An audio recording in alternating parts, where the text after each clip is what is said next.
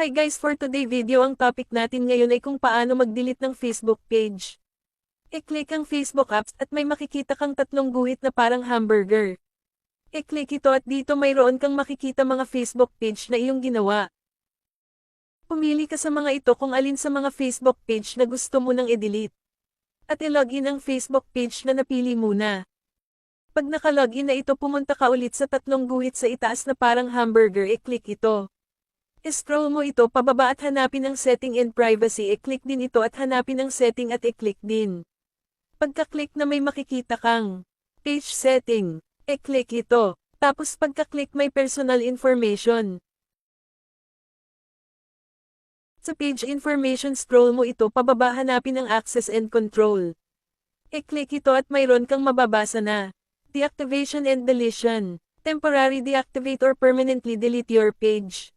I-click ito. Sa deactivation and deletion meron kang pagpilian sa dalawa. Nandito ang deactivate page. This can be temporary. Delete page. Deleting your account is permanent.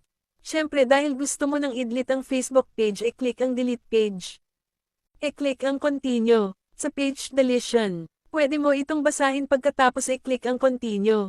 Pagkatapos ng continue ay mayroon din itong permanent delete. Tapos meron din itong before your delete. Pwede rin itong basahin bago nyo ito i-click ang continue. Nandito na tayo sa confirm delete. Confirm this is your page.